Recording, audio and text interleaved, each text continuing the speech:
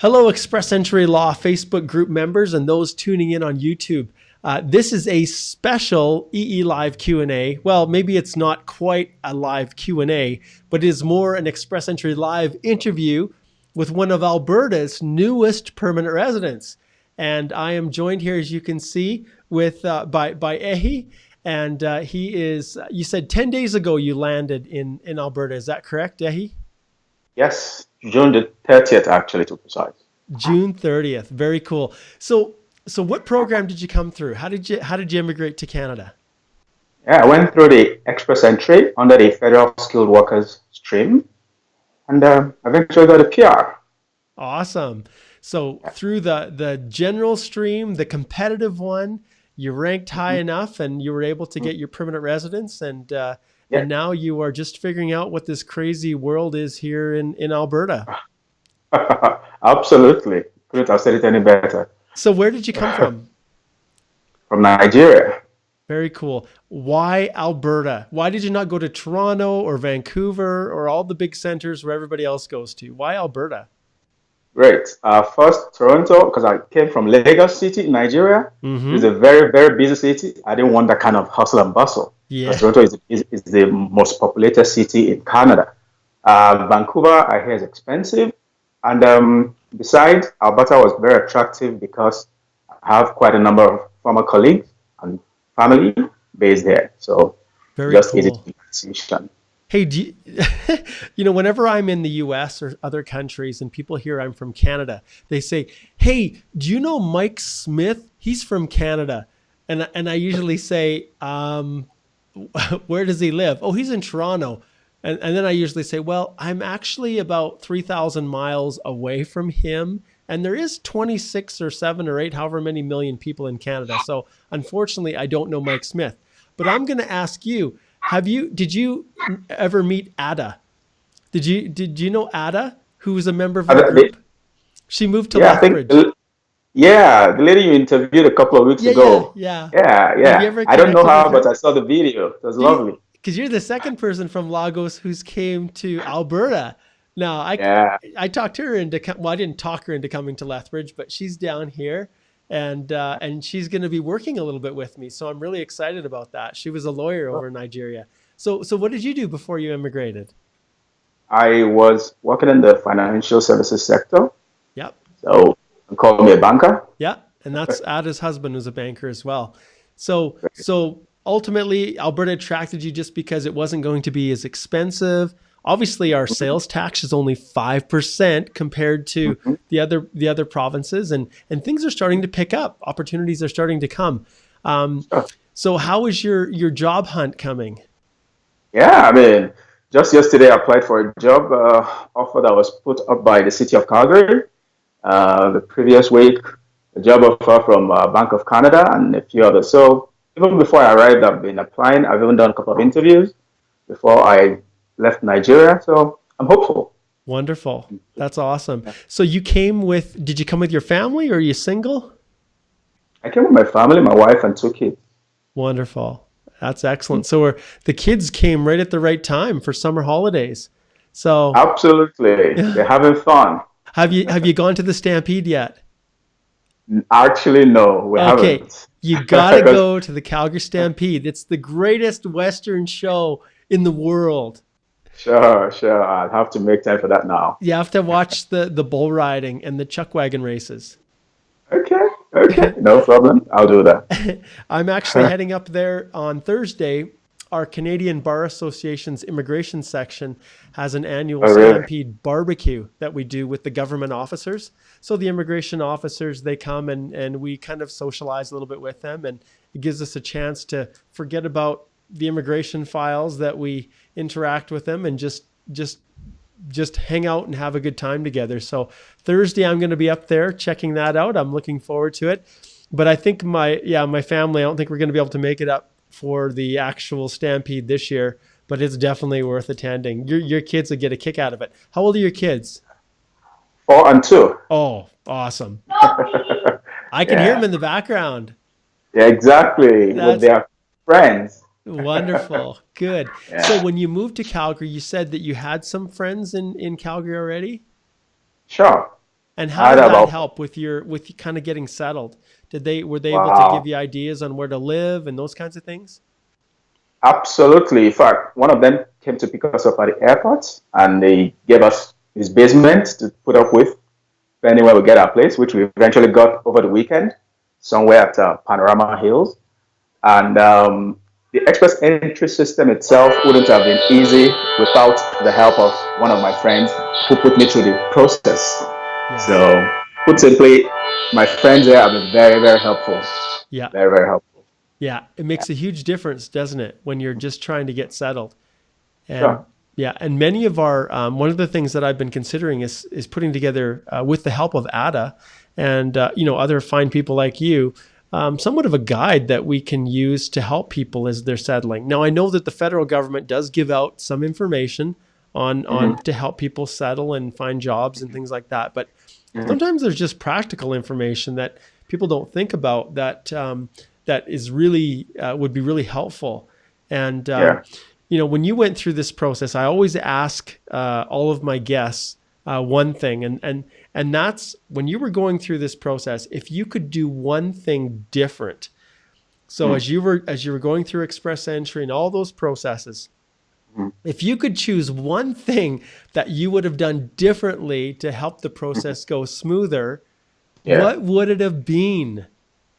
I'm putting you on the spot now. Yeah, information, information. How do you get information when the process is ongoing and you don't feel like you're in the dark? So you've got an ITA, you submitted your documentation, and you're waiting. So how is there a way that each person can get updated by CIC as the process progresses? So that's long wait before PPR is sent is a major challenge. So I don't know whether it's a question for me or a question for CIC, but that is one thing that I found very, very challenging. Was the wait. And what's interesting, because express entry was created to fast track the permanent resident process.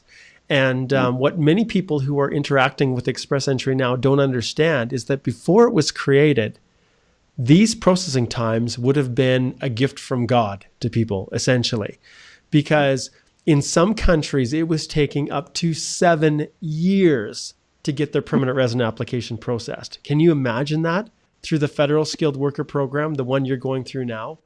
There were so many people in the queue. There was no screening. So if you met the minimum entry criteria, essentially what all of you need to meet to get into the pool, mm, just to submit your profile, that was enough to qualify. And so you would go mm. into the queue and then your application would just first in, first out. So it would be processed in order. And it was taking up to 7 years. And at a minimum, for most people, it was 2 years. So I always, because I've lived from that, from that world, that's where I came from, practicing as an immigration lawyer. People don't understand. So when the government says we will process 80% of the applications within 6 months, you can imagine not hearing from them for years. And so when Yeah, people say, oh, it took me 3 months to go from submitting my EAPR to getting my passport request. Like, what's going on? There must be something wrong. I've got a friend who got it in 2 months, or I got a friend who completed theirs in a month and a half. I always kind of chuckle to myself because these processing times are lightning fast. Anywhere in the world, there are few places that transition someone from no status in that country to permanent resident status as fast as express entry is. And so, but when you have certain expectations, I understand completely what you're saying. Once you submit it, you're curious, like, what stage is it at? And so people hmm, do these GCMS requests. They yeah, access the notes and yeah, things like that, which as I said this morning in my EE Live Q&A, accessing those GCMS notes does nothing to advance your file. It doesn't make an absolutely. officer feel like, oh, he's asking for information, so I better start working on it.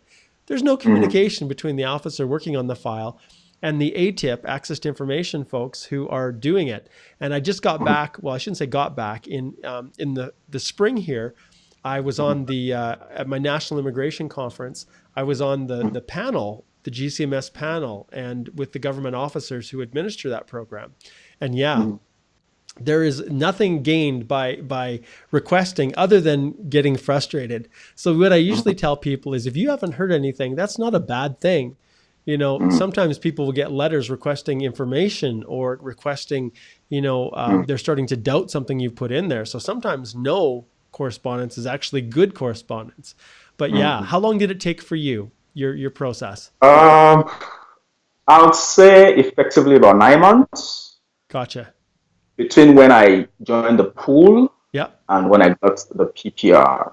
So what was your CRS score? What did you pass with? 435. 435. You And realize that those days are gone, right?